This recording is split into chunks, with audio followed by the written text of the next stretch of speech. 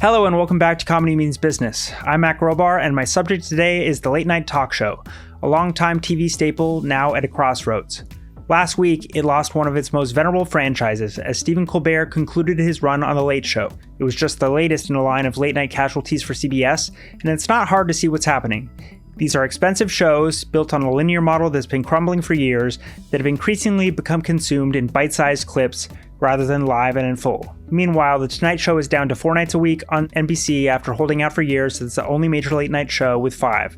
And the political pressures troubling Jimmy Kimmel Live have put a different spin on the question of whether broadcast is the right space for these series going forward. My guest today, Ben Gleib, has spent 20 years observing the industry from almost every angle, as a stand-up, game show host, talk show panelist, and more. A lifelong late-night aficionado, he believes this arena of television is one worth fighting for, whose problems may be solved by a change of venue.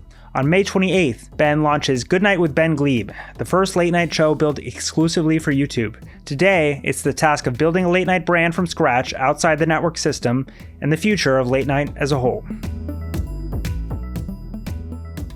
Ben Gleib, thank you so much for being here. My pleasure. So yeah, we were just talking off mic, but you're like a week away now from launching the first late night show for YouTube. How are you feeling? And like, can you tell me about what you were saying about where you're at in the prep for this? I'm feeling amazing. I'm feeling exhilarated, exhausted, but like somehow it's an exhaustion that I'm still able to work literally 18 to 19 to sometimes 20-hour days every day, and I'm not tired. I'm just like thoroughly, deeply exhausted while feeling energized. I think the excitement is kind of giving me fumes to run on. We're really far along, yet there's also still a gargantuan list of things to get done before Good Night premieres on May 28. We tape a day earlier on May 27. And so we've got a huge multicolored corkboard full of things to get done, but our departments are buzzing. We have, over 25 people working to make this thing come to life. And it's 1 minute I feel like it's far too much to get done, but the next minute I realize I'm a last minute person and we're going to land the plane beautifully. So I feel good. So it seems like this is something you've wanted to do your whole life, right? Mm-hmm. And there's been like different incarnations of it throughout. Like you did a talk show in college, and then you did one for like National Lampoon for like students, or I don't know if that was the same thing, but then, no, that was a similar show, but different. Yeah. And then you had a pilot with Lorne Michaels, and now here we are, and you're getting to do it. So like, tell me about your love of late night and why this has been the white whale for you, I guess. I don't even know why, other than, my parents made the great mistake of letting me have a TV in my bedroom. So I had a bedtime like most kids at like 8:30 as a kid, but I never had to turn off my TV. They didn't care if I watched TV. So I've been a night owl since I was 5, 6 years old. I was watching late night since I was like 6 or 7 years old, and grew up loving Johnny Carson and David Letterman and eventually Arsenio as well. And I just loved the genre so much. It just seemed like the perfect format. It combines comedy with interesting subject matter. It is a great way to both make people feel comfortable and familiar while also pushing boundaries and making people laugh. And it's this very familiar place where you feel like the host, and you just have like really warm feelings toward this world that they create. And I just always wanted to do it. It was just something like really strangely intrinsic to me. Like, since I was that age, I thought, I want to do this for my life. I wanted to be a stand-up comedian for George Carlin because of him. And I wanted to be a late night talk show host because of Johnny Carson. And then, like I said, Letterman, who I like emulated for a couple of years in college before I really figured my own voice out. And it's just the thing I've always wanted to do. I've always been kind of a jack of all trades. Yeah. To an extreme degree, like you've done a lot of different things. So what informs that? Like, I can't even list all the things that you've done, including being like a presidential candidate. And it's like, that's pretty extraordinary. Thank you. Yeah. I mean, what informs that is just, I guess, a great indecisiveness and a lack of being able to ever choose a lane. I don't know where it comes from, but I'm lucky to have a lot of interests and I guess a fair amount of talents in different areas. And I just never wanted to narrow it down. As much as I tried to pick a lane for a while, I just couldn't do it. And I really identified over the years that I think is the biggest thing that has, I don't want to say like inhibited me, but like, coming up and seeing so many of my cohorts, of my friends, of my class, and even the class under me become the biggest names in the world in comedy and like, selling out arenas and entertaining millions and millions of people and making millions and millions of dollars every year and just getting to do what they do at the highest level. And I think the thing that has kept me from that level is the fact that I haven't focused on one thing. It's that I love to do a lot of things. And I just realized in a perfect bit of destiny, it's like sometimes you like avoid your destiny out of not being ready, out of not wanting to like, I don't know, out of just, I don't think it's fear, but it's like life is comfortable and you don't want to like take a leap into this great next level and the amount of work involved in doing something like this. And so I just let, my mom has this great quote. She always says, sometimes you lead life and sometimes life leads you. I used to lead life myself, like in college and after with my own talk show. And then I decided to like take the backseat to my own life and just see what came. And it was beautiful because it was very zen and work came every year and every year was better than the year before. But I didn't get to do the thing that was like really deeply fulfilling to my soul on the deepest level. And I realized it's like the perfect bit of destiny meeting just what's always been like buzzing at me is that the only job in all of entertainment that you don't have to choose that lane, that you don't have to focus, is a late night variety talk show host. I get to do politics and straight silly comedy and characters and impressions and sing and dance and do hidden camera and man on the street and interviews with interesting serious people and silly people and a round table and absurdity and weird behind the scenes things and it's just, I get to do all of that. The only way that fits into one brand is with a late night talk show. So I think this is why I've never been able to choose, because I'm not supposed to. In terms of like threads in your career, it seems like you've also had an interest in like pushing boundaries with platforms and stuff, right? Like you had been someone who was like the first comic on, I don't know, like headlining on Facebook Live, that sort of thing. So I forgot about that. Yeah. So what informs that? Is there just like an interest in seeing what is possible? Yeah, it really is that. I've always enjoyed so much, like, I guess a lot of people pursue comedy because they aren't business minded and aren't like systems minded, and they just want to like be free and be silly. And I love that. And when I'm in the comedy and once I've done the business side of it and gotten all my ducks in a row, then I just love to be sillier and crazier than anybody. But I just love to make my own destiny happen. I love to create systems. I love to break the mold of things. I don't know why, but like in college, I had my own late night talk show, like you said, the Gleib Show, and then I became the station manager and was running it and was innovating and like running cables down a 100-foot residence hall to be able to do live broadcasts for my annual live Gleib Show at the end of the year and for other people's shows, which I'm now still running cables through all the different aspects of our studio and figuring out how to innovate with the worldwide virtual audience on walls.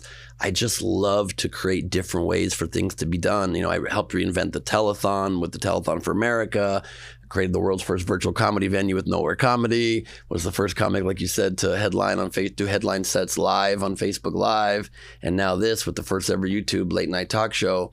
I don't like sit down at home and say like, how am I gonna create a new way to innovate something? An idea just comes to me and then it just keeps nagging at me, and I think like it's there for a reason. The thing hasn't been done, so I have a complete market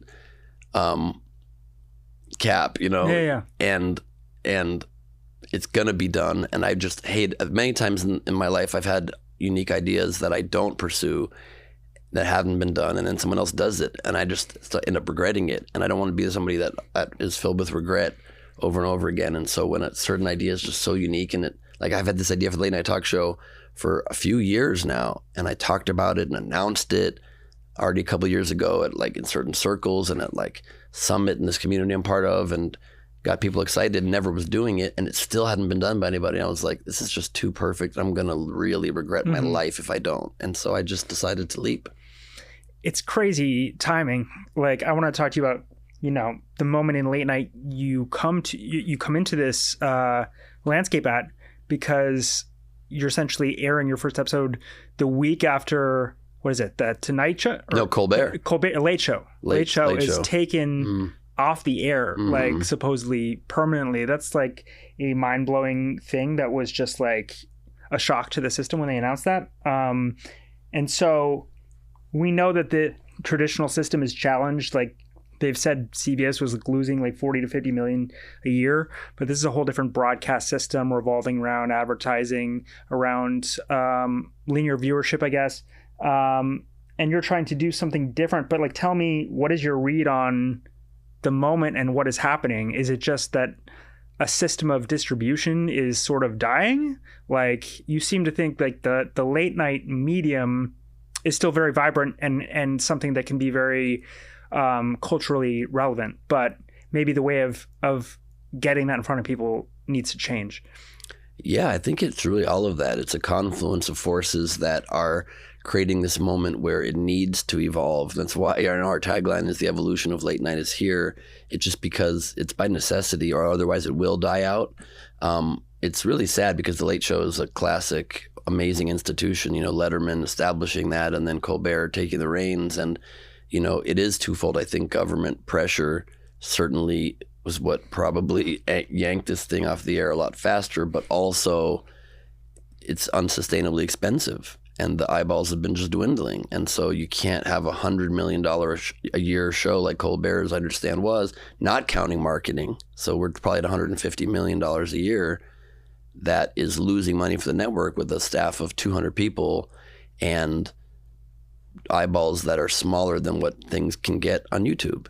Mm-hmm. And so it's just this moment, the world evolves, and like, I think it has to change. And so it is changing. And so a lot of people prognosticate that late night is just dead, but it's not that. It's this beautiful format that, like I said, it's a common water cooler. And what I want to do is take that to the next level, make Good Night a water cooler for the world, literally a place in this bifurcated planet where the algorithmic divide is making us hate each other and be so separated, to bring us together in one place where we can laugh and hear new ideas and be opened up to new ways of thinking, while also just feeling happy to be seeing something together. And so we're going to be clipping the thing up, but we're going to be also hoping that we get lots of people just to watch the main full show. And so I think it just has to change, and the format is not the issue. It's the old vestiges of like needing 200 people to do something that we're doing pretty darn well with about 25 people on our team. And it's about not needing to have unsustainably expensive budgets, but also being able to up what a YouTube series can be. The vast majority, no offense to podcasts, I've done one for many years, but they're static cameras with 2 exposed mics, and it's a conversation, which is beautiful, but it's not dynamic in the way it's presented. It doesn't have energy and live music. Are you telling me energy's dead? Are you telling me live music is dead? Are you telling me live audiences being at a show that people get to coalesce and laugh and clap and feel this communal experience is dead? There's no chance that's true. It just needs to be done in a new way. So we're just, by rethinking the way it can be done, by tweaking it, by evolving it in some ways that make it of the moment, that make it what people are looking for now, more authentic, more real, presented in more to the point ways, without any of the stuffiness and the corporate hierarchies and the censorship that comes with these big institutions with so much money on the line, by doing the first independently owned late night show, by doing it in a way that we control it, where I get to do it in a way that is completely structured by my vision creatively, and that's it. It gets to be something that changes the game, that makes it so current, while also honoring the past of what this really cool way to be entertained and to entertain people has been and can be, I think, hopefully going into the future for hundreds of years. Well, I want to back up for a minute to hit on a couple of points. Like, tell me about this pilot you worked on, like working with Lauren Michaels' Broadway video on this. Like, it didn't obviously go to series, but I'm curious, like, what you left that moment thinking. Like, what kind of experiences informed your thinking as to what kind of space you want to be in? Do you want to be in the traditional space, or do you want to try to do something boundary pushing? Like, was that one of those experiences? Can you talk about that? Sure. It's weird. Like, I guess what I'm trying to do, what I always try to do is I love both. I want to find that balance. Even in genre, I don't pick a lane. Even in style, I want to be traditional and genre pushing. I like the familiar along with the future. Like if you were being sent into outer space to go to Mars, you'd still want your creature comforts in your pocket and you'd still want your favorite snacks. And so I kind of want both. So, working with Lorne Michaels' company and Broadway Video was really interesting because that actually wasn't, by the time we did the deal with them, it wasn't a talk show anymore. So I'd started a National Lampoon Network as a late night talk show called The Gleib Show. We did it for 2 seasons. Jessica Biel was my first ever guest on it, and we're trying to get her to come back on as one of our early guests now as well. And these amazing people that came and supported it. But then even that evolved because even the late night talk show was too expensive for the National Lampoon Network. So in our 3rd season, we took out the talk show part of the talk show and we kept the hidden camera bits, the Man on the Street bits and the sketches, and instead wrapped it around a much cheaper thing, which was a sitcom. So we also kind of like changed the format there, wrapped it around a single camera sitcom set in the Oakwood Apartments in my real life apartment. So you live there? We did, yes. Oh, that's funny. Me and my best friend and former writing producing partner, Scott Richardson. And so we shot that part there. I remember Ben Stiller, when he was talking about in the audio commentaries back in the day of the Ben Stiller show, saying he originally wanted to wrap his MTV sketch show around a sitcom. And he said, we couldn't figure it out. It just can't be done. And we did figure out how to do it. And we used kind of a Mr. Show style, tangentially connecting things to go from the sitcom world into all these other Man on the Street. And each episode would be on a different topic and a hidden camera bit, but all on a theme.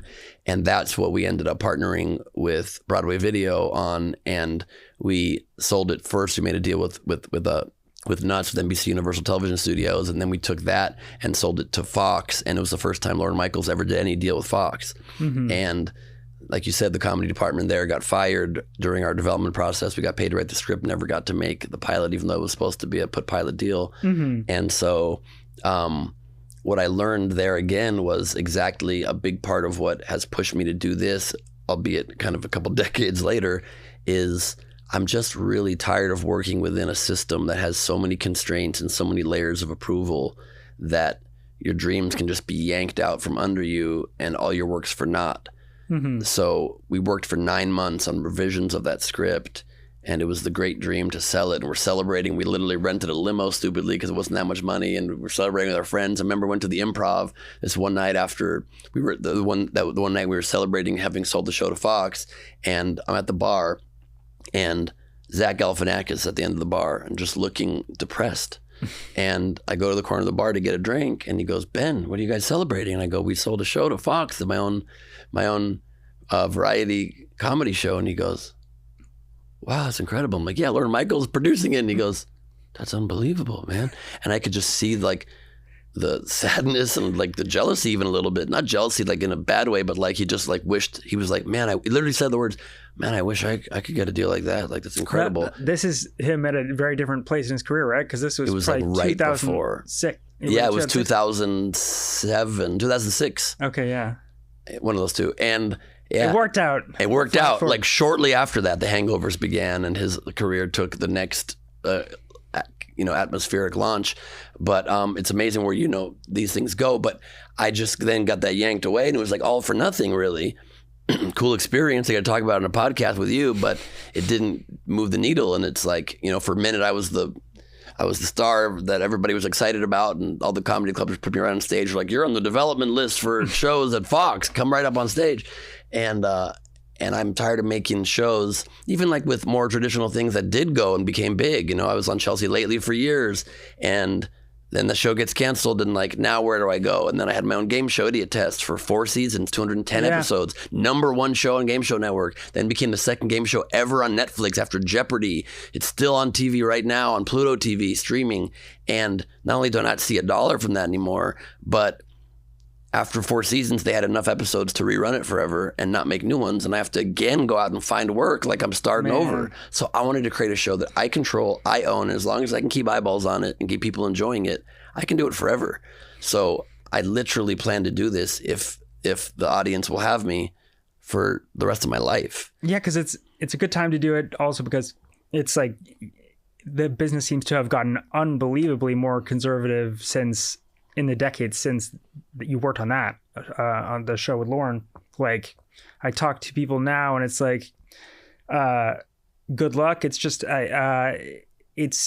people can't get things off the ground, they think, because it's just like, there's so much at stake. And it creates such a sense of pressure on these executives. They don't want to make a risk. They don't want to take a risk.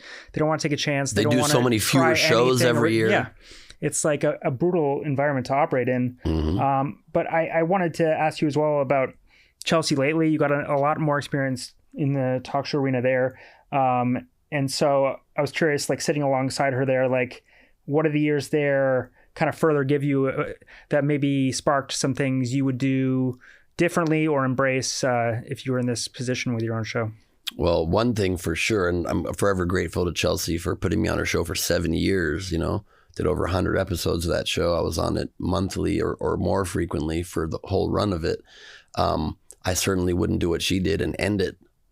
And, maybe come check back in with me in 10 years, but I think you have the dream job. You don't end it. Like I've always cited on the show, she was like, I'm just so tired of talking about Lindsay Lohan and the Olsen twins or whatever. Yeah. I'm like, okay, but you have the show, you're the star of the network. Just change the subject matter.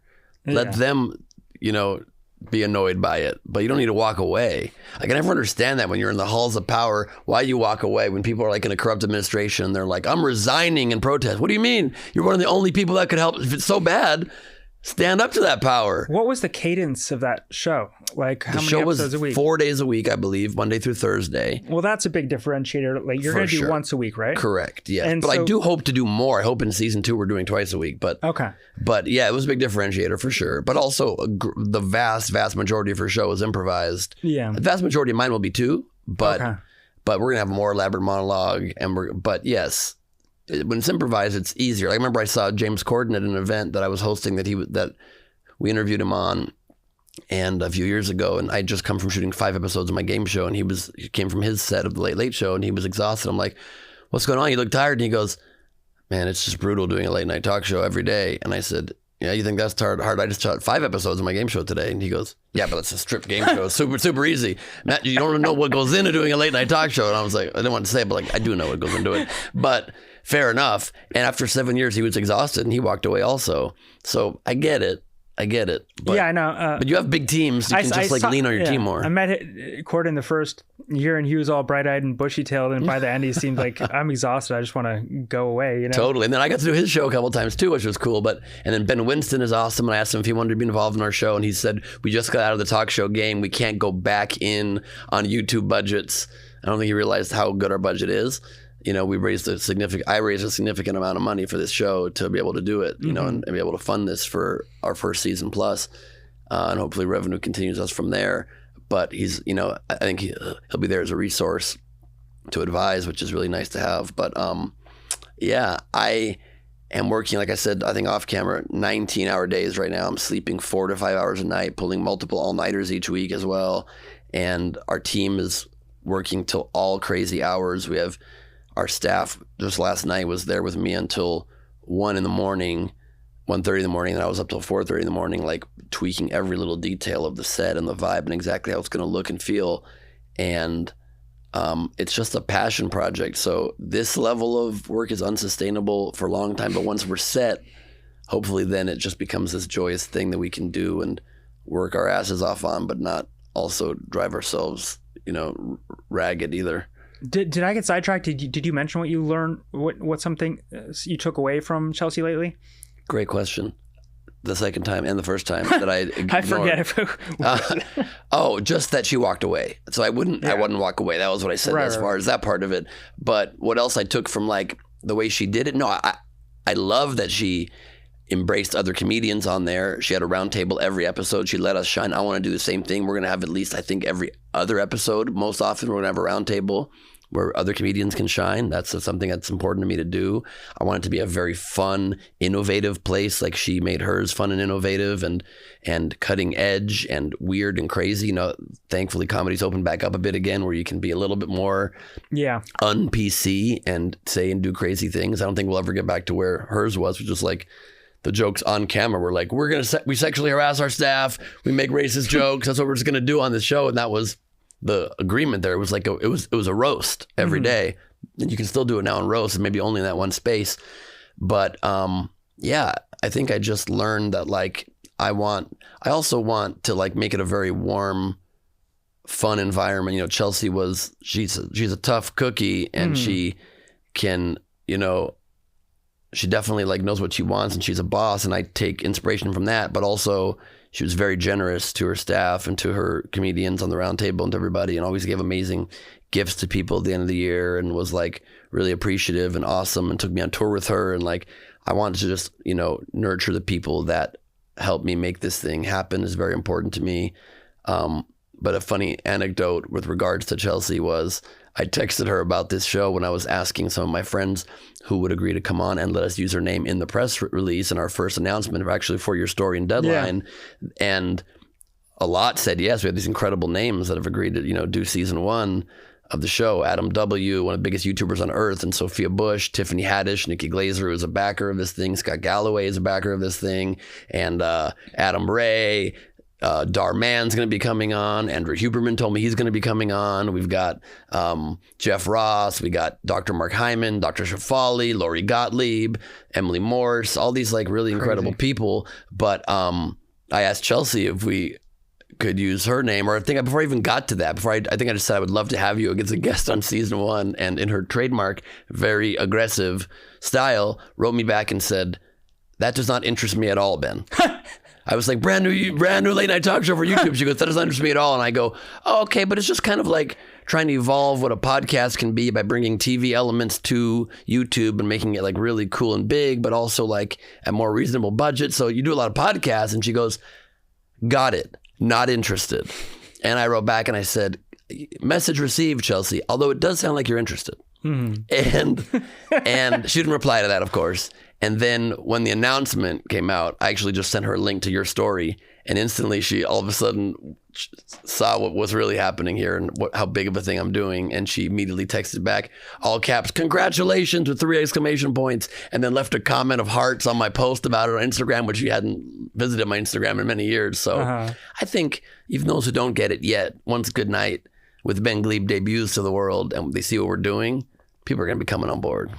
Yeah, tell me how you convinced people, because this is a new uncharted thing. So I'm curious, like, well, first you've got, was it Keith Harris is your band leader? You've got drummer of the Black Eyed Peas. I'm sorry, Stuart Bailey. Stuart Bailey, who's like a big late night veteran, is your showrunner. Was the showrunner of Last Call with Carson Daly, 4-time Emmy winning, 3-time Peabody winning executive producer of the Daily Show with Jon Stewart is our showrunner. And then you've got this crazy lineup of talent you mentioned coming on.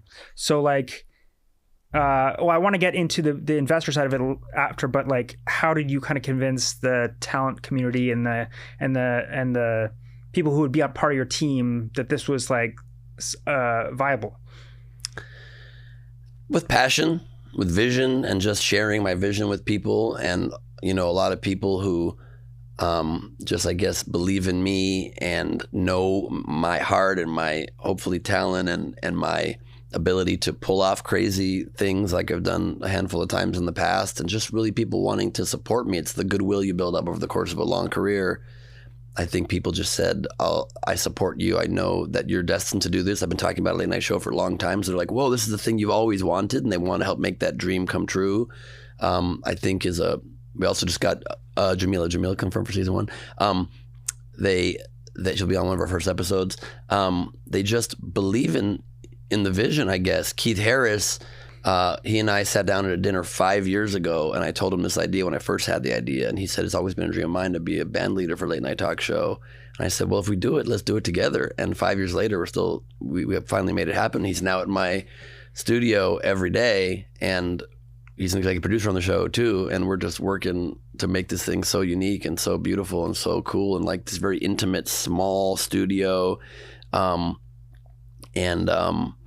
with a portal to the world, and just you just convince people to do it by sharing your vision. And not everybody's going to get it or want to be part of that like Chelsea wasn't and maybe still isn't. I don't know. But a lot of people just check in a year, see how it's going. I think she'll be on the show within 6 months. Okay. So, yeah, is there more to say or you can break down as far as like your broad conceptualization of what this would be? Like, you've got the live and studio audience, a virtual studio audience participating. You've got the traditional band leader and an experienced showrunner. Like, I'm curious, like, where you figured out how you figured out where you would shoot, what the sort of the general model of the show would be. Yeah, there's more I can say for sure, because we're innovating late night in a handful of ways. So not just all of that, which some of that is like more traditional things, but aside from being the first on YouTube and aside from being, really uncancelable and largely uncensorable as well, it's not even a word. So it's easy to be a fictional word because the word doesn't exist. Sure. So you could just make it up a word and then do it. We are changing the game in a few other ways. So like you said, we have these video walls. It's the first ever virtual worldwide studio audience in late night. So instead of having to like save up and travel to New York or LA to be in Fallon or Kimmel's audience once and be seen on a super wide shot for a quarter second, if at all, you get to actually purchase a ticket as another revenue stream for us. And from anywhere in the world, one of our 7 or 8 revenue streams, from anywhere in the world, you can be on the show. And we're going to be featuring the audience. We're going to show them they're providing laughter and applause in addition to our small in-studio audience. And then occasionally ask a question of the guest, interact with in crowd segments with me. So you can literally from anywhere on the planet be part of late night and be in the room virtually, but literally on the walls in the room with us with these icons and change makers.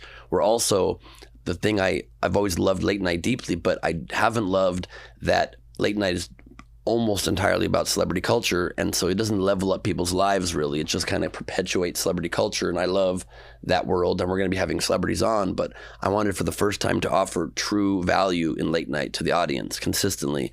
So alongside these celebs, we're going to be booking in every episode a thought leader, a change maker, an expert, whether it's a biohacker, a psychologist, a relationship expert, a communication expert, someone curing loneliness, teaching you how to be happy, how to hack happiness, financial experts, entrepreneurs, people that can come and teach modalities and platforms and ideas to people that may be on the coast sometimes, or if you're in certain circles you're lucky enough to know, or if you happen to have stumbled upon a certain genre of podcast, maybe that you're in this world, but the vast majority of the world is stuck doom scrolling and watching reality shows and has a lot of these issues that they're not exposed to these ideas. And through a mainstream comedy talk show, it's like spoonfuls of sugar to help expose people to things that can really change their lives, and it's very important to me to help do that. I've been fortunate enough to experience these communities and these modalities, and I want to share that with the world.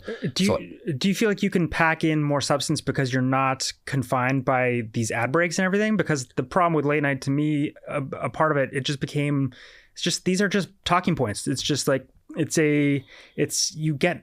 it's like nutrient free in a sense, because it's like you have so little time, and it's so preconceived and worked out with publicists, like that it is hard to get maybe the substantive conversation that you would want to hear. 100%. And we can go any length. We can dive deeper in something. I have the freedom to like go deeper. And then our post show, we go even deeper. So the other way in which we are innovating, and I haven't really talked about this aspect of it. I don't even know if you know this aspect of it, but the way we're also making it match the trend of people loving on YouTube, their creators to be very authentic and very real. So we're stripping away every element of the corporate layers and the big corporate studio. We built this beautiful, intimate late night talk show studio with an in-person curated audience of my friends. In like where? In my home. In your home? In my home. The studio's in your home? The studio's in my house. Oh, wow. That's where we've been constructing. That's where I'm working till 4 a.m. every night. That's bold. We have it's crazy. I'll show you a photo of it. I can pull it up in 2 seconds here. You're just going to have crew around swarming your house? Literally my house, and my girlfriend, who I just started dating 6 months ago, is moving in with me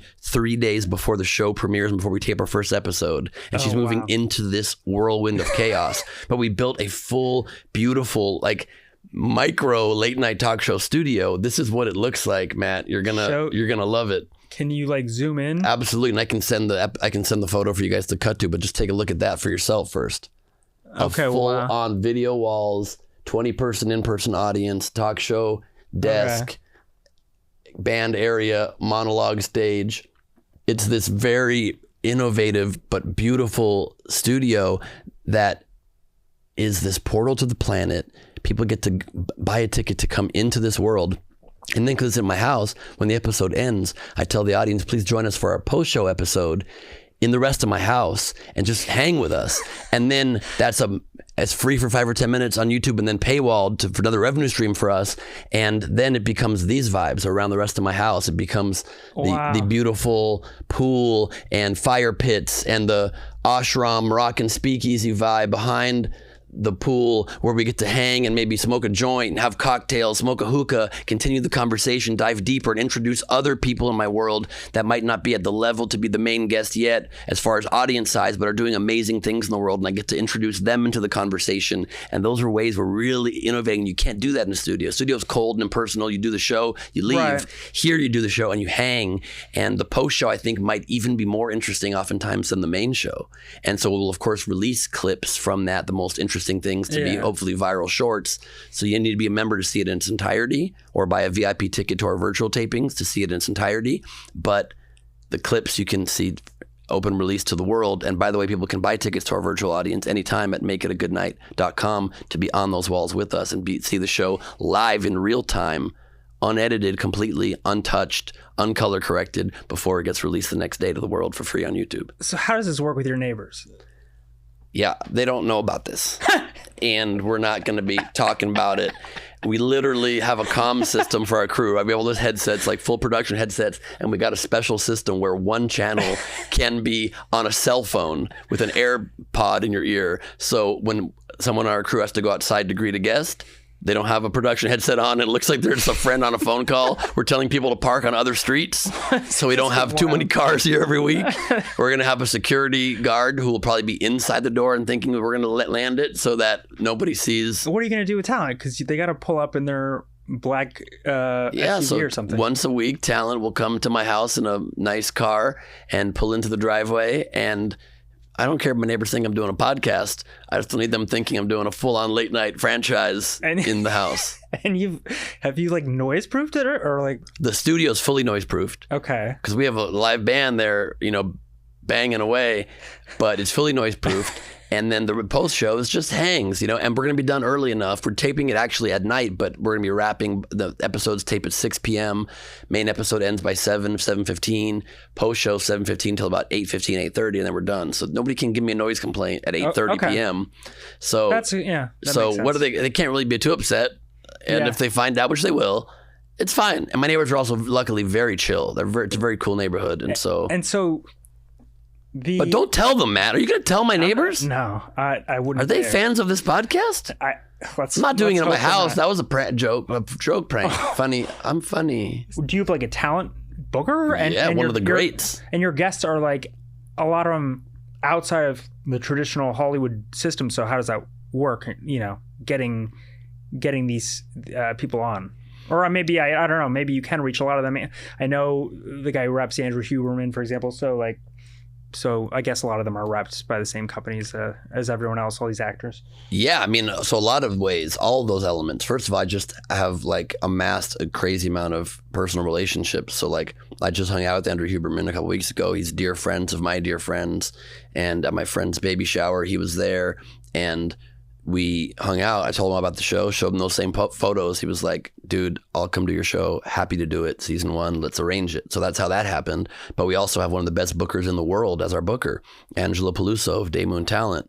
She booked Michelle Obama's podcast and the Emmys and Masterclass and Jennifer Hudson, and is currently booking Aspire with Emma Grede and Adam Ray's new Netflix show. And so she's part of our team and is booking this for us because it's a full-on late-night show. It's just the new model. I think once Barack Obama, while president, came to Mark Maron's garage, the game changed. And so if people are going to come to a garage for a podcast, why wouldn't they come to a home studio for a full late night show with a full team and a full production? Everybody has their own dressing room in the house. How many seats? 18 to 20 seats in the studio. That's kind of cool because there's an exclusivity to it. 100%. That's the public, unfortunately, can't come to that. It's just curated for my friends and the guests of my guests. Gotcha. And so that's because it's curated. It's an on-camera part of the show. It's sort of booked. That's where those extra artists and entrepreneurs and experts will be there hanging with us. So for the post show, I live direct the post show. As soon as the show ends, we still have, it's also another innovation is our in-studio cameras. We have 6 in-studio cameras, all of which are remote controlled. In our control room that we literally built in my kitchen. So we had a full professional build happen. So there's like hundreds of wires running. The schematic, I'll show it to you. It's insane. Like hundreds and hundreds of wires and adapters and everything running through the attics in my house into a control room in my kitchen. Half the kitchen is completely a video village control room now. So how did you do this in a way that's not going to make your life hell? Because it just sounds I spend so long trying to hack all of these things so that I can innovate in all these ways. The studio is a whole separate wing of the house. It can lock off separately. The staff can come in and not even wake me up if I need to sleep in an extra hour because I was up till 5 a.m. And the control room's in the back half of the kitchen to the left of the fridge. And we reconfigured my pantries. So not only can it open and section itself off from the rest of the kitchen. So in the post show, we can even be in the kitchen. You won't even see the control room. But when production's done, the pantry doors close and it looks like a regular pantry. You don't even know there's a control room there. So it literally is this convertible, crazy thing.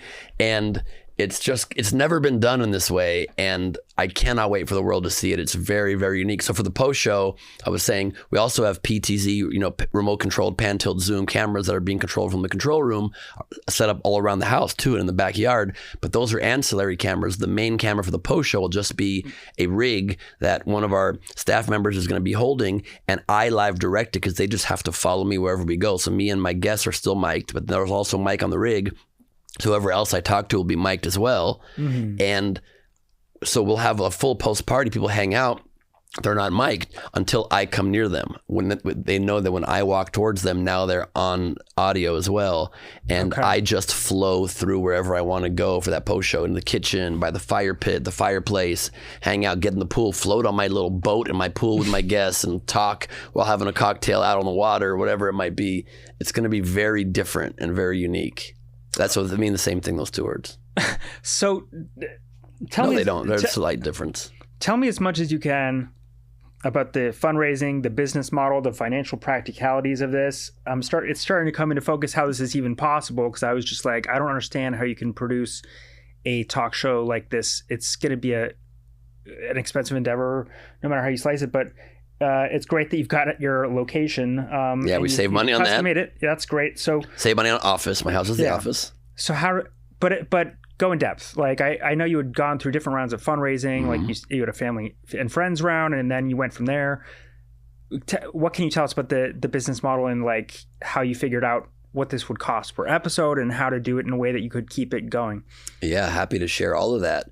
This is why not a lot of people have done this. It's crazy, and it's an unreal, level of detail to this endeavor, because I'm not only hosting the show and I'm head writer and executive producer, but I'm also the CEO and founder of this company. It's becoming a large scale company for a startup, at least.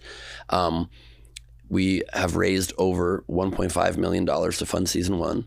So we're doing 42 weekly episodes, season 1, and 42 post-show episodes. So it's between like 30,000 if you count just the main episodes, or as low as 15 if you count the post episodes as a whole episode, 1,000 per episode. So really cheap, but far more expensive than a podcast. Mm-hmm. But it's enough to fund a real team of people, and a team of world-class people. We have some of the best in the world working on this show, not just our booker, our PR agency, our head of growth and revenue and social strategy, our showrunner, our band, our operations manager, people that are coming from just all different aspects of the industry and tangential industries and are willing to come and gamble on this really cool endeavor. We're set at an $8 million valuation cap, raising money on a safe. And in fact, I don't know when this is dropping exactly, but 525, I think. Okay, I think the round might be closed by then, but we already are oversubscribed, but I'm just getting a little extra cushion, so raising just a couple $100K extra to give us a little bit more runway. So if anybody hears this, because the round is now public, so I've had to literally learn all of the aspects. I've done a few businesses. I'm an exited founder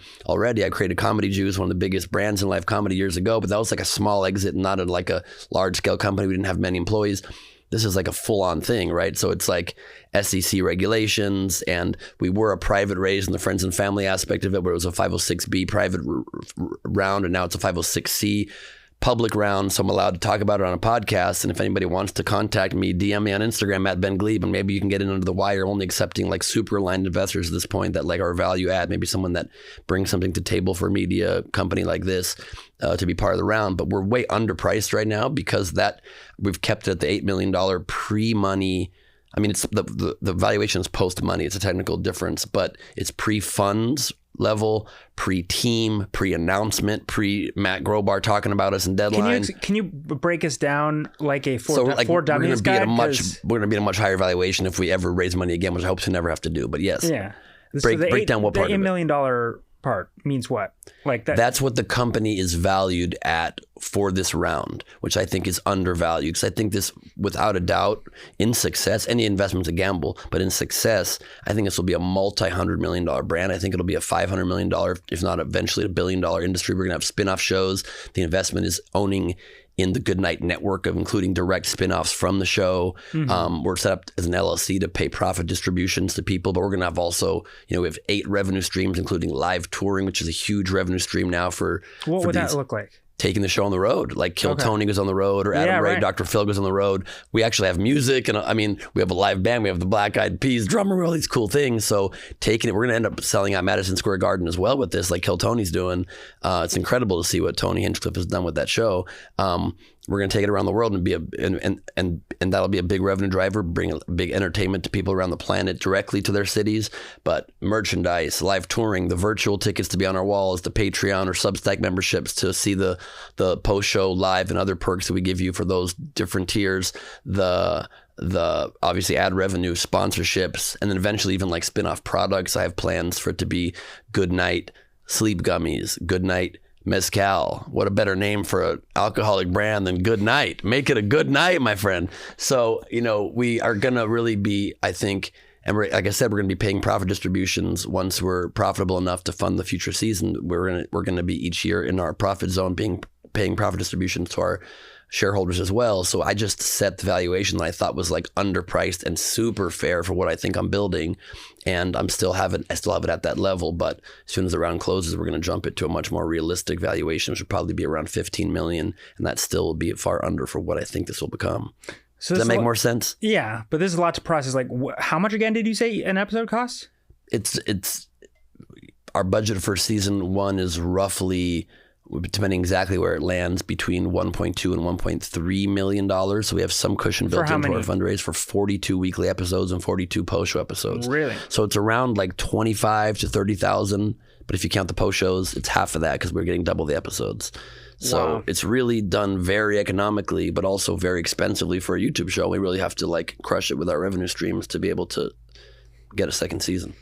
Tell me more about how you think about YouTube coming into this, because like in certain ways it's counterintuitive. Like YouTube, I think, granted you have things like extended things like podcasts, but it's not traditionally been the place for premium programming. Maybe it's going to become that, but it's been like clips and like short form stuff, cat videos. So, and also it's just like the model is completely different. It's not based around, putting out content is not based around a specific time slot or anything like that. The incentives in the framework, I guess, are completely different for creators and for viewers. So what made you feel confident like YouTube is worth the shot and this is going to work at this moment on this platform? It's just because this is the moment. It's the only place where you can do like higher quality long form that at least does have some shows that are bigger like that. Like Instagram's not the place for that. We're going to have our clipping strategies on all platforms. It's at Make It a Good Night on all social platforms, and TikTok. But YouTube has some, you're right, it's mostly cat videos and super UGC style stuff, but it's also Mr. Beast, who puts huge budgets into his videos. It's also Hot Ones, which is a cheaper production, but it's pretty world class with who they have on the show and the way they present it and package it. It's Darman's Productions, where he has I think several hundred, like at least a 50,000 square foot facility here in Burbank, I think, where with full on sets. He's going to be coming on as a guest soon. So it's become the moment. I just found the timing. I think that's why I didn't do it yet. Something in me was like, the moment wasn't right. Now's the moment. When the shows are being canceled on network is also when Hollywood Reporter just had a front page story a couple months ago that said that anointed that YouTube is now the most powerful entertainment platform on earth. Yeah. At this moment, YouTube has become it has overtaken Netflix in market share worldwide. For sure. It's overtaken in the US, cable and broadcast TV combined. So it is the moment. And, a lot of people have been talking about this in the last few weeks only, as Netflix now is pivoting to more YouTube style things with doing podcasts and creating a vertical feed, and YouTube's pivoting to more Netflix style things. This is the next streaming wars. 100%. The next phase is kicking off. Netflix is becoming YouTube and YouTube is becoming Netflix. And so it is the moment. And it's a gamble, but that's why we're also not relying on just the ad-supported revenue. I needed to make sure from moment one we have a very well thought out multi-stream revenue strategy so that we're not just relying on algorithms. We also have membership. We also have tours. We also have virtual tickets, which is the exact element. My old company, Nowhere Comedy, that became Nowhere Studios, that was the world's first virtual comedy venue in the pandemic, is powering the virtual ticket element of the live tapings. So we already have that down pat. We know how to do that perfectly. So there's that. Plus I've put together, I'm drinking a lot of Diet Coke. We also just put together such a world-class team where I'm really, as much as possible, fail-proofing this thing. So also on our team, in addition to the people we've mentioned, is our head of growth and revenue and social strategies is Brazil Sequeira, who not only is an acclaimed director, but he is the co-founder of Naughty Girl Fitness, which they scaled up into a multi-million-dollar a year, multi-million subscriber across platforms online fitness brand. We have, as an advising producer, Chris Dieter, the co-founder and CCO of Influential, the unrivaled global leader in influencer brand marketing. He and his company power the annual Forbes list of the 50 highest earning creators in the world. So he's who introduced us to Adam W. and Darman to get them a part of our show. They work with 60% of the Fortune 500 brands. He's going to help us get huge brand deals once we're live. His company had over $1 billion in measured sales last year alone. These are world-class people, the co-founders and CEOs, co-CEOs of Collab, one of the world leaders in YouTube monetization, are my dear friends. We used to make viral content together. So they're the ones who built up the YouTube channel that they now gave to us to work together on this with, that has 2.9 million subscribers to launch. And they're experts at monetizing and copyright claims on YouTube and ad buy strategy. And so they're on the team. We just have in every way, I've tried to foolproof this thing where we are a YouTube show that we're punching far, far above our weight as far as the team, and just trying to, I don't take this gamble for myself lightly. I'm putting the combined resources and goodwill and efforts and momentum of my whole career and life into this. And I don't take taking people's money lightly. So I'm taking it this round as largely friends and associates and people that I've known over the years or that I've known through the Summit community and other things. And so I don't want to lose people's money. I want to make them a shit ton of money. And that's the plan. And so I take that kind of thing very seriously. So interestingly, there is someone else who's trying this right now. Julian Shapiro Barnum had announced he's doing a show called Outside Tonight. That one has the institutional support of YouTube. I didn't even know that was a thing. But if you were to do that, would that have been essentially another version of just going in within the constraints of a system? And so that's the reason not to even try that? Yeah, partially that. So, Julian's show has come onto our radar in the last month or so. I didn't know anything about him even. I never saw his apparently very successful web series, and he seems so unique and a very talented guy too. And he had come out saying he's doing YouTube's first late night show, and we'd come out. I've been talking about this publicly for a few years now, and he announced it, I think, back in doing research back in November, I think, at the YouTube upfronts last year. And I don't think, though, he's funded by YouTube. I don't know the details, but from what I was able to look at reading some articles, it seems like they just are supporting him. But I think he's still independently funded, I believe. Not positive, but I believe so. But yeah, I wouldn't have wanted to be funded by YouTube. People said to me, why don't you pitch this thing on Netflix or YouTube to fund it, or Hulu? And I said, it's exactly like you said, Matt.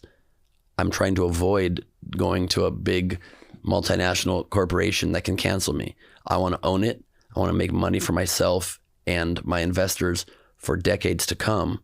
And you cannot do that if you just take a quick paycheck up front and sell it to a company to own and decide your fate that way. So we'll definitely take distribution deals in the future because that's just, you can get to keep doing the show, and maybe an acquisition one day if I get to still have a certain amount of control and keep hosting it. That's what I was curious about, because like Netflix has made a big point. Netflix is a place you could, if you were going to do it, is a place you could see it, because it's like they've been they're the biggest player, I would say, in the comedy space now, and they've been very vocal about free speech and not censoring comedians, even when it's kind of painful for them. True. And so is there with many people, Chappelle and others, and Louis coming up now. So it would take a lot for you to kind of think about that kind of thing right now? It would take a lot. I'm not interested in doing that right off the bat. I would turn it down right off the bat. And I would only make a deal down the road if it kept the amount of creative freedom and immediate reversion of rights back to me, or distribution deal where I keep the rights the entire time. And we plan to have both. In our investor deck, it talks about a distribution deal down the road in a few years and then a possible acquisition. But again, the plan is still, I'm thinking long game here. It's even very intentionally named Good Night with Ben Gleib instead of like the Gleib Show, like my old show was, because if I ever do step down, it'll become hopefully Good Night with Nikki Glaser, or Good Night with Theo Vaughn, or Good Night with whatever young comedian wants to come. I'm creating the Tonight Show for the world. Mm-hmm. And so I want it to be a brand that lives on hopefully for 100 years after me. And so I'm thinking about those details. But one more thing on Julian's show too, when I first heard that, I almost had a heart attack, because I was like already like deep into my fundraise. We started raising money a long time ago now, early last year, or mid through last year, and all of a sudden I open, or somebody sends me a link to a story in Vanity Fair where this little blurb announces that, and I almost literally had a heart attack. And I'm like, what are we? Oh my God, this is a guy doing the same thing that we're doing. And I looked at it, I'm like, actually, I really think rising tide lifts all ships, and I think it's so cool to have. And it gives validity to the idea. 100%. It literally proves that I'm not the only one thinking this. And there's always been like friendly rivalry in late night, sometimes not so friendly, of course, with like Leno and Conan and Leno and Letterman, Leno and everybody.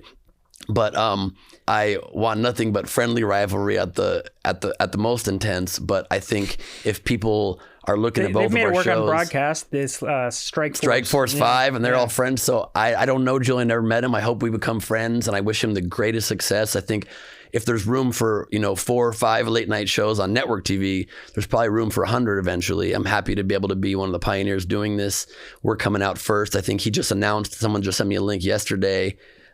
He's coming out now with his first episode, I think like 3 weeks after ours. And so there's going to be 2 late night shows that are doing it in a big scale. And he's New York, I'm LA. So it's kind of like exactly Kimmel and Fallon, and he's outdoors, we're indoors. He's innovating by doing it in different locations. I'm innovating by doing it in my home and with video walls to the world. And so we're already creating our own vibes, our own styles. And I wish him enormous success. And I hope he wishes the same for me. What are you hearing out there in the world about YouTube and in terms of this kind of stuff, like what I would call premium content, whether it's scripted or whatever? Because even up until recently, people I've talked to who are savvy on the business, they've been like, YouTube is not set up for this kind of thing. It's not going to happen. YouTube is not going to put money into stuff, which seems to not, it might or might not be true. And YouTube is it's just not the place for this. But it seems like the subdivisions that have governed entertainment and so many things are just, the walls are crumbling, and the creator economy is becoming such a bigger part of the entire entertainment equation. So like, what are you hearing as far as like the possibilities and what we're going to see happen with YouTube? Yeah, those people are wrong. I mean, it just, even hearing you say it, quoting those people, it just sounds like the people that are like, there'll never be a market for broadcast television, cable TV, people paying for it. Wait, people paying for a streamer? People are going to pay for one network's programming? It'll never happen. Those people are just always the old guard, and you need that, pull to be able to break through a wall. If there's nobody pulling, then there's nothing to break against. But those people are wrong. It's very clearly the world is democratized. It's about open platforms. It's about people getting to creatively do whatever their vision is without the traditional gatekeepers. That is clearly the future. And so YouTube is perfectly set up for it, simply because you can upload amazing high quality 4K video. You can get it out to the world. And with your creativity and your ingenuity and your entrepreneurial skills, you can create a brand and a show that can soar It's been done. It hasn't been done to this level, but I hope that we're about to prove the possibilities, not just for late night, but for shows in general. I mentioned briefly, we're trying to help evolve what a YouTube show can be, what an internet show can be. We believe we are the internet's late night show. And I hope in success, we create thousands upon thousands of not copycats, but just people that follow in our footsteps when they see, wow, you could do that. Wow, if you use this kind of camera and you don't need a camera operator standing there, but you can have one guy in a control room controlling it all with like our Emmy-winning technical director, Casey Green, directing our show from my kitchen. You can really create new frontiers, and I think it'll up the quality and evolve what a YouTube series can be, and it'll make me so happy if I get to sit back and watch what we helped inspire. So are there any pitfalls to YouTube? Because it is a platform at the end of the day. It is a different kind of platform. But when you see comedians like podcasting, for example, they're approaching it in a specific kind of way, because yes, you can maybe say what you want, but aren't there risks of like demonetization? And, you know, that's why you hear them bleeping like certain words and what have you, because they're afraid. You know, for example, I think in like the first 10 minutes, they definitely want to avoid anything like super provocative or any of that. So are there limitations or things about YouTube that you need to work around and keep in mind? There are, for sure. And that's why part of our team are really experts on the YouTube platform. And, you know, we also are meeting with YouTube executives, some of the higher ups there, and at Google. We've had great meetings already, and they're starting to get excited about our show and what we're doing. And so we're hoping to work with them in a way that they at least like don't demonetize us, or they give us a little bit of leeway. But yeah, we're going to be following the rules of their platform. But that's also why, again, I'm like foolproofing the revenue streams. And that is the one thing we're still trying to figure out, is whether it needs to forever stay exclusively as the main episodes on YouTube, or if we also want it to be on a second platform to kind of safeguard. It depends to what degree YouTube wants to give us some assurances that they will not throttle us in that way. But we're marking our show as not made for kids, and so it gives us some leeway there too. I plan to occasionally smoke weed on the show, probably, and have cocktails, and we'll see how that shakes out. But we have memberships that can be completely 1,000,000% uncensored. We have the ability of people around the world to see it 100% live, and that can never be touched or affected. And we'll take it on the road and come directly into people's cities. And so we're making sure that even if we get throttled in the algorithm or demonetized, that we still have 90 to 95% of our revenue and our momentum continuing. So how are you going to gauge, is this working? What is your timeline to kind of assess that? I'm giving it a week, and then I'm looking for a fast food job. Gonna pack it up. Yeah, like I'm moving home, which is not a far commute. Yeah. So, well, how does it work though? Like, how do you? Where do you go from here? I mean, you're going to launch your first episode, but like, what are you looking toward to see? Like, oh, is this working? And you know, what are the metrics you're kind of keeping tabs on as you try to? Because you're really working to build something. You need to have the solid foundation, right? 100%. Yeah. I mean, it's about keeping very tight books. It's about keeping very diligently focused on the analytics, and it's about growth. I know we are going to have some revenue from episode 1. That's a big part of how luckily I've structured this, is that from episode 1, we're making some money already, but it's going to take us quite a while until we're in the black. But as long as the trend lines are going the right way, as long as we are growing, we'll be good. So we just need to put all of our combined forces into growth. And it's making money out of the gate. How? Virtual tickets right off the bat. Oh, really? People buying tickets. We already have a bunch of tickets sold already. Yeah. Oh, really? I mean, so Nowhere Comedy that I created in the pandemic, which became Nowhere Studios, I co-created it. It was an idea that I had to try to figure out how we can still tour from our own homes when the world shut down. And then I co-founded it with Steve Hofstetter, and he was my COO. I was his CEO. And when he then wanted to go back, we created multi-million dollars of revenue doing that. We already had in the studio in my home, by the way, like Bill Burr has performed multiple hours of comedy. Sarah Silverman has performed. The Sklar Brothers did a multiple weekly show. Mike Birbiglia did his from his studio in New York, and I would open for him sometimes on the show from our studio here. I was already in soundcheck on one of Birbiglia's shows from my studio with Jimmy Kimmel in soundcheck with us. He was a guest on Birbiglia's show, and the full page story in the New York Times was a photo of this studio in the Times talking about if live stream stand-up is here to stay. We've figured out how to monetize this in a pretty big way already. And so I'm just taking that already like really road tested knowledge. And then, Hofstetter went on back to his full comedy career, and I got that whole company back. So that's my other company that's powering the virtual audience. But that's such a tested revenue stream out of the gate. And we already have a couple of sponsor deals that we have almost fully closed, another one we're about to close. So that's another revenue stream already out of the gate before we even launch an episode. And we already have people purchasing tickets, like I said, too. So there will be some money coming in the gate right out of episode 1, and rarely can a startup say that.